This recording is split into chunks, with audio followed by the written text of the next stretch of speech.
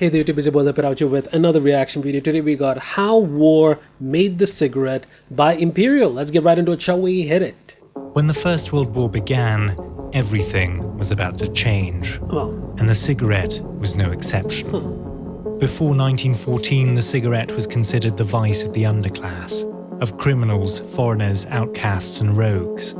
It was seen as a blight on the health of the average American and a harbinger of the collapse of the Republic. But when the war ended 4 years later, the cigarette suddenly exploded in popularity. No longer was its smoker a pariah, but a patriot. How did this happen? How did the cigarette go from nothing to a titan of the world? It has everything to do with war. It's the story of how the world's militaries briefly became the largest cartels in the world, addicting millions of soldiers and sending them back home to spread their habits. It's how advertisers exploited that fact and how the United States sold the cigarette to a world ravaged by conflict. This is the story of how war made the cigarette. I'm intrigued. But first, this video is made possible by Delete Me. Gonna jump it. Society in the late 18 and early 1900s was not particularly fond of the cigarette. It was a mysterious novelty that most were ignorant of, and in the dim light of ignorance is born fear and prejudice. In Great Britain, cigarettes were linked with a lack of manliness and effeminacy. In the United States, it was associated with immoral miscreants up to no good, or criminals, or foreigners whose customs may as well have been alien as far as the American middle class was concerned.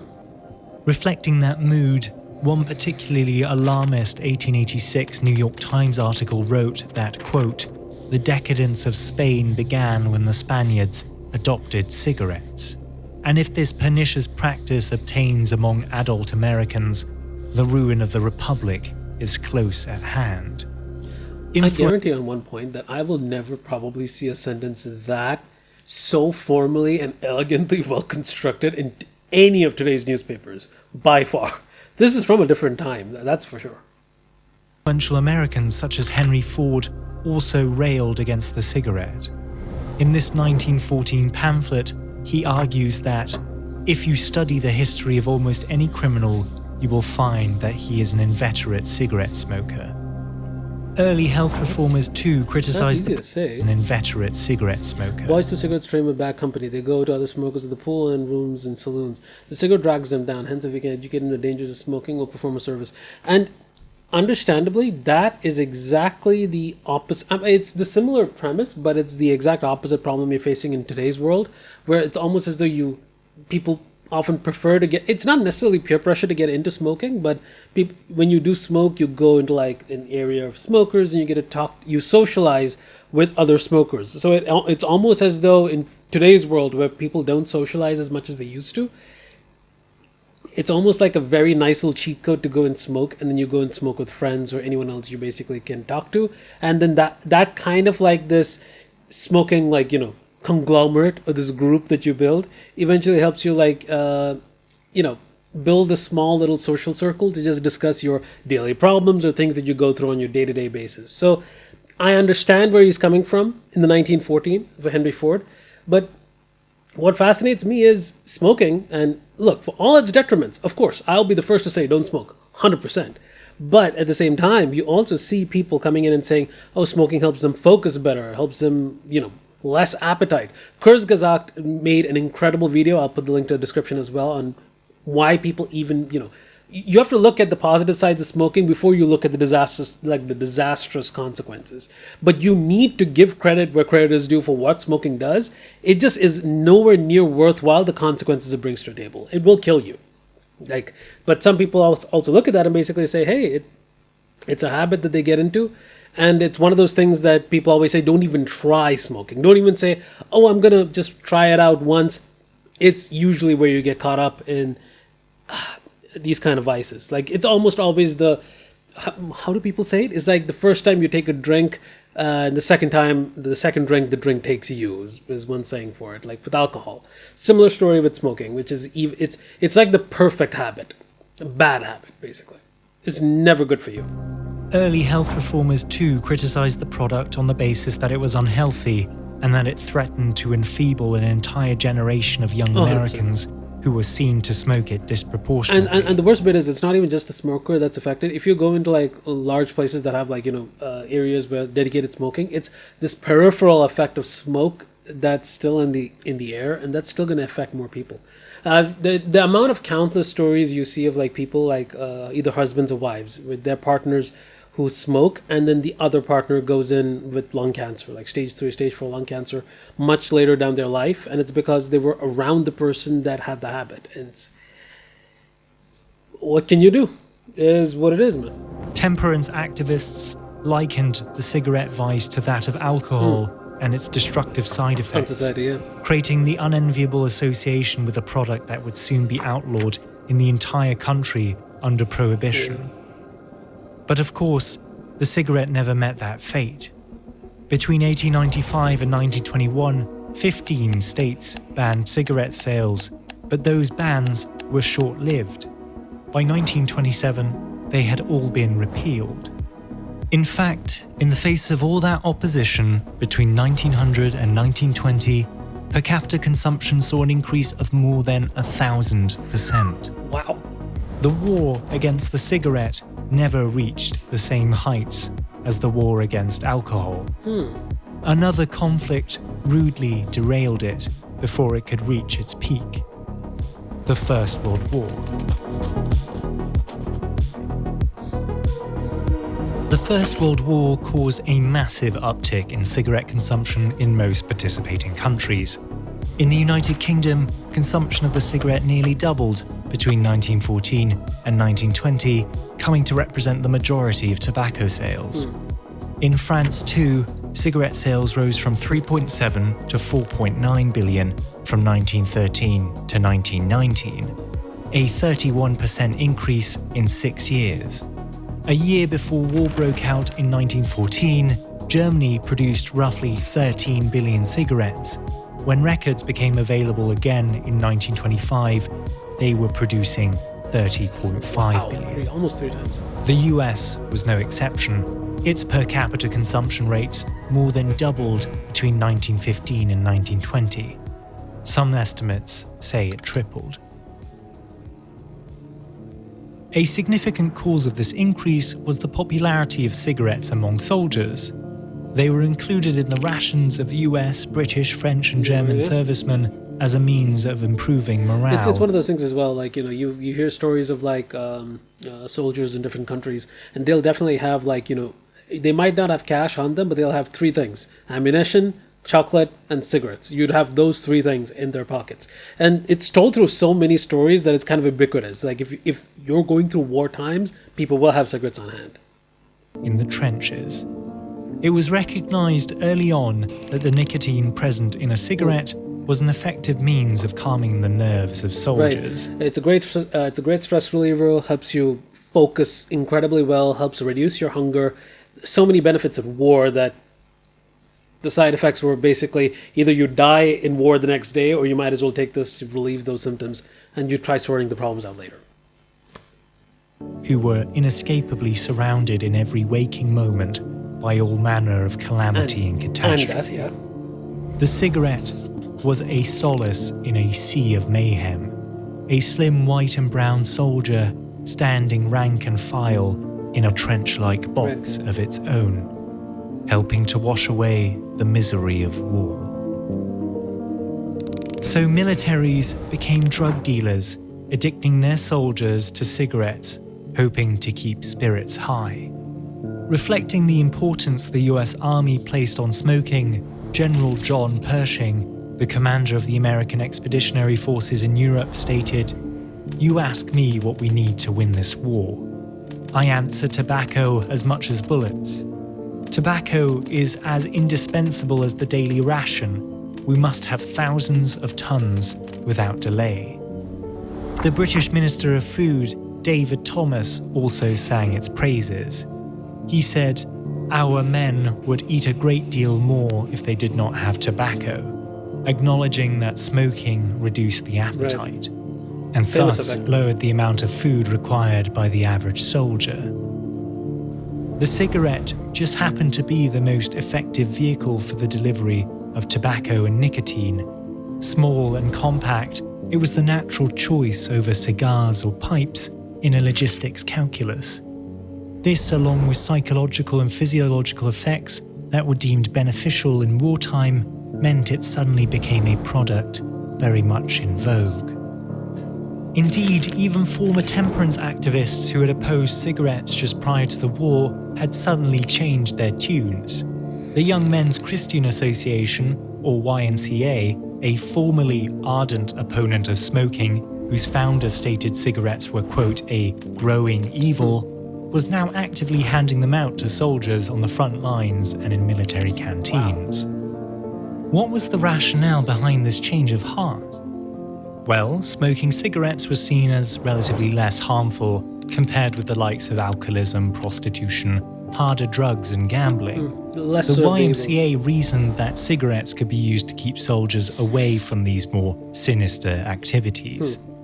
As for the concerns about health, well, denying cigarettes to soldiers on the basis of health risks seemed rather ridiculous, considering they stood amidst shell and shrapnel day after day on the front. Which is the greatest counter-argument was always, if you smoke, you die faster. But then the obvious argument to that is you're a soldier in a war where you're most likely to die. What's the harm of taking a smoke and relieving a lot of stress than dying on the battlefield? You feel me? So I think that was kind of the point they were trying to raise, and they're like, yeah, you could do that, or you can just take a smoke and forget about it for a short time, and then you might not also eat as much. So the just general benefits of smoking were too great to ignore in times of war. This is just it. One YMCA member explained the absurdity of the matter in a brutal fashion. Hundreds of thousands of men in the trenches would go mad, or at least become so nervously inefficient as to be useless if tobacco were denied them. Many a sorely wounded lad has died with a cigarette in his mouth, whose dying was less bitter because of the poison pill. The argument that tobacco may shorten the life 5 or 10 years and that it dulls the brain in the meantime seems a little out of place in a trench where men stand in frozen blood and water and wait for death. While the cigarette helped soften the tedium and trauma of life in the trenches, it addicted hundreds of thousands of men to a harmful stimulant that they did not need during peacetime. World War I did eventually end, and when it did, the US Army sent home a new generation of addicts it had made dependent on the cigarette. And like clockwork, the Western world's markets smelled an opportunity to sell more product.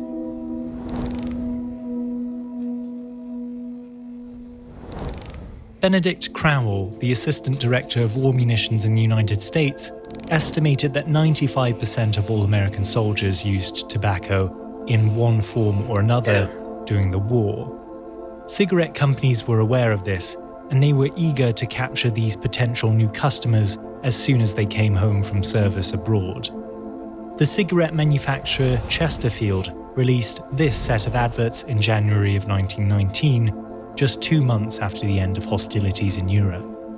They depicted servicemen from the Air Force, Navy, and military puffing away at a mild Chesterfield, creating an explicit association between the cigarette and the soldier. In doing so, they managed to make smoking patriotic. Where once cigarettes were lumped together with America's ills and immorality, they were now associated with far more positive values: freedom, democracy, and modernity. War had just popularized the cigarette. Just as importantly, the war and these ads disrupted the perception of the cigarette as an effeminate vice meant mainly for, quote, boys and women, as one 1884 New York Times article put it.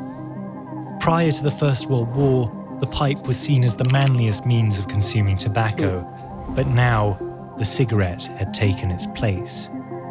By becoming the soldier's habit, it had transformed itself into the quintessential symbol of American masculinity. But it wasn't just in the United States that the cigarette became associated with war and patriotism. In March of 1917, the British tobacco manufacturer Wills released a set of 24 cards included in their cigarette packs. Each card depicted servicemen from different branches of the military and, on occasion, the less famous supporting casts of the war. A masterstroke of marketing, this connected cigarettes with the bravery and sacrifice of the average person toiling away in the machine of war, whether they be on the front lines or in the factory. Every drag and puff of a Wills cigarette was henceforth imbued with patriotic fervour. Another clever element of including cigarette cards, although Wills definitely weren't the first to do so, was that it encouraged smokers to buy more packs until they completed the full set of 24. It gamified the addiction. Despite these innovative tactics, cigarette advertising and the cigarette industry itself was still in its infancy at the time. In many ways, World War I was just the beginning. The Second World War was when the cigarette really turned on its afterburners. Okay. The impact of World War II on the popularity of cigarettes seems obvious. One only needs to look at this graph. It shows an increase in the US from roughly 1,800 cigarettes in per capita consumption in the year 1939 to nearly double that in 1945. We should, however, be careful not to conflate correlation with causation. The cigarette industry, as historian Richard Tennant outlines, experienced consistent growth throughout the decades between World War I and II, and was only hampered by external events such as the Great Depression. That is to say, the cigarette looked to be on an upward trend even before World War II. That trend would have likely continued even in the absence of the conflict as industrialization ramped up and the increasing convenience and fashionableness of the cigarette grew as well. Right, it just, during the war, it just kind of exploded in popularity anyway, just speeding up what would have taken more time. The Second World War, although not essential to the success of the cigarette, transformed its tempered rise into a meteoric one. During World War I, a mere total of 7.5 billion cigarettes were shipped abroad for military use. That number had skyrocketed to 92 billion per year in World War II. The number of cigarettes being consumed by the average American soldier was so high that one December 1944 defense report wrote that, quote, 30% of the total available supply of cigarettes is going to our armed forces overseas. This, coupled with a sharp increase in civilian demand for cigarettes, led to a cigarette famine, ultimately resulting in hoarding and panic buying. This prompted the American cigarette industry to go into overdrive to keep up, pumping out a quantity of cigarettes once thought unfathomable. Yearly output climbed from 172.5 billion in 1939 to 267.6 billion in 1945, an increase of 55% over 6 years. Even more than in the First World War, cigarette marketing became associated with wartime patriotism and sacrifice. Adverts like this one encouraged the reader to buy cigarettes and war bonds in support of the war effort, as if trying to conflate the two as similarly patriotic acts. Ad campaigns also started targeting women who had been drafted in droves into the US's war support industry. This advertisement in a November 1944 edition of Vogue depicted 4 women, each in different war-related vocations, praising Camel cigarettes as their smoke of choice. With so many women in the war, as with so many men, their cigarette is Camel. Cigarette manufacturers also began encouraging women to buy gifts for their husbands or boyfriends in the military, as if the number of free cigarettes included in the rations of every soldier wasn't enough. 2 of the largest brands, Camel, and Chesterfield's both published advertisements promoting the practice, each trying to convince female buyers that their product was the most savoured smoke in the service, and that they should send them off as gifts overseas, sometimes by the carton. Ooh. Another war-related marketing ploy saw the cigarette company Lucky Strike claim to have swapped out their old branding colours, green and red, for a new red and white look because green contained copper, a metal increasingly needed for war manufacturing. They painted this shift as a patriotic move of self-sacrifice, initiating a marketing campaign with the tagline, "Lucky Strike Green has gone to war." Oh. In actuality, the green they used contained chromium, not copper, and Lucky Strike had known their existing colour scheme to be unpopular for some time. In the 1940s, sleek and minimalistic branding was gaining popularity, and Lucky Strike likely planned to change its packaging colours regardless of World War II. The US joining the war was probably just a fortuitous opportunity to link their product to the armed forces and patriotism. To further drive home the association between Lucky Strikes and the military, they included "Lucky Strike means fine tobacco," rendered in a style similar to Morse code, next to the packaging in its adverts. This sort of aggressive marketing wasn't present everywhere. In Germany, cigarette advertisements were heavily restricted. The Nazi Party trumpeted anti-smoking rhetoric and banned public smoking in a number of places on the basis of public hygiene and social purity. Despite this, cigarettes were declared a war-important product under their government. Much like in the US during World War I, moral and health reservations about the cigarette were relegated in favour of their benefits as wartime morale boosters. In 1941, Josef Goebbels, head of Germany's propaganda ministry, blocked attempts at instituting a campaign against smoking during the war, citing the fact that millions of soldiers were currently provided cigarettes by the state for use on the front. Despite this, the Nazi Party's position was generally that of opposition to smoking, even if in practice they were somewhat flexible. And this would have a pernicious legacy. I'm just gonna give it as well, just for the fact that this is probably the most beautifully edited video I've ever seen from the channel. Like, goddamn, this is really clean. Kudos to Imperial for the video. Damn.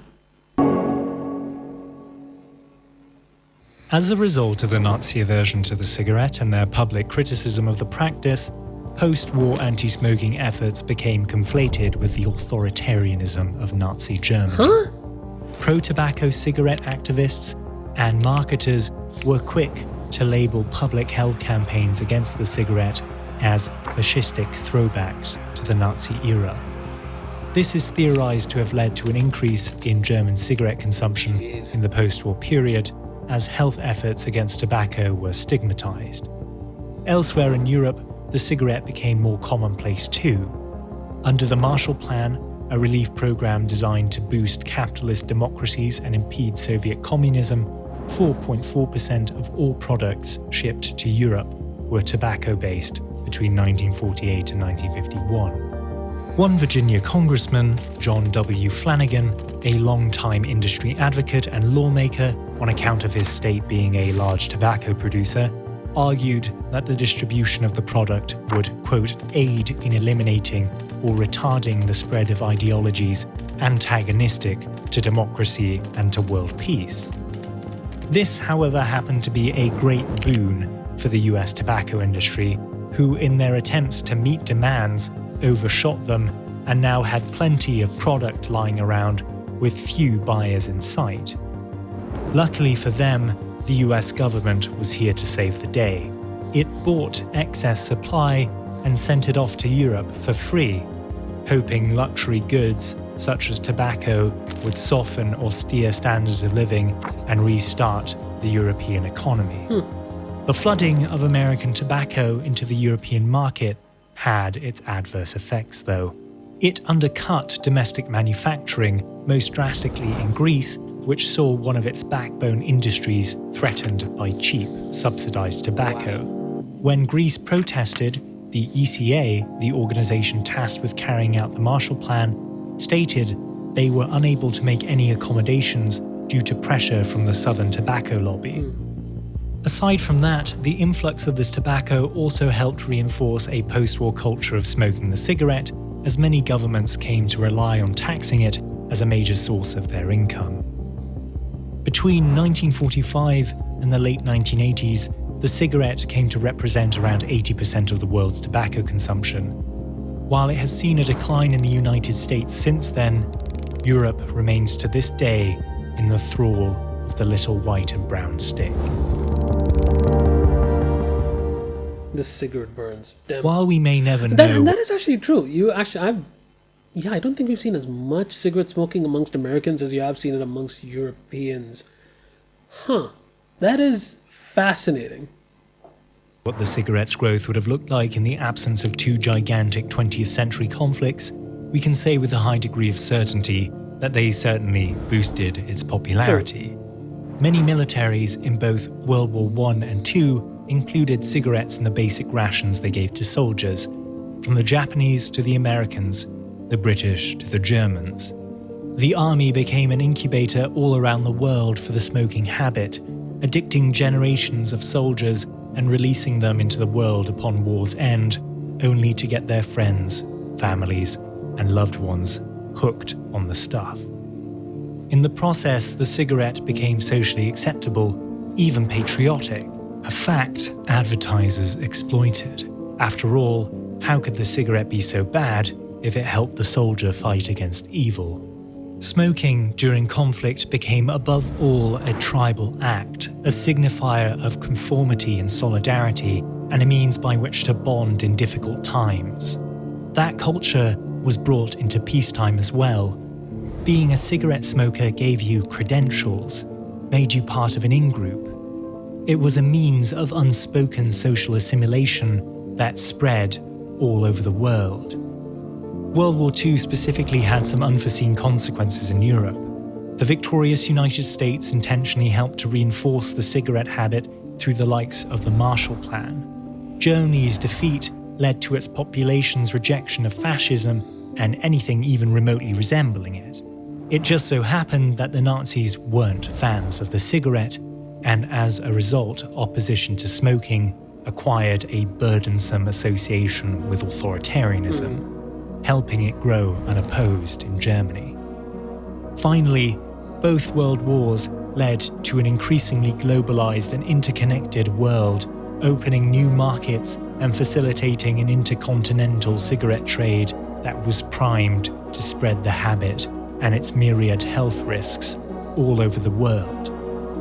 The cigarette burned brightest in the twilight of war, but it still burns on today, dragging the hand that smokes it to an early grave. It's an excellent video on that point and that topic as well. But yeah, it's true. You also have a lot of countries that are slowly starting to wake up to the fact that smoking hay is not worthwhile, and they're banning it. You already see it in like a lot of these boxes themselves, like, you know, all these health risks that come with it. And yeah, I think the longer it waits out, I think it's only a matter of time before countries start banning smoking altogether. But wow, it is fascinating to think that war kind of helped bring about the popularity of smoking, or just explode its popularity. And now we are today, reeling from the effects of it, and the amount of families that grieving from, you know, their own members dying from lung cancer and other associated like breathing disorders. It is what it is. It's the cruel fate of war. But yeah, hope you guys enjoyed the video. Like, comment, subscribe, and that's how war made the cigarette. Thanks guys for watching. Peace. Take care. Nice.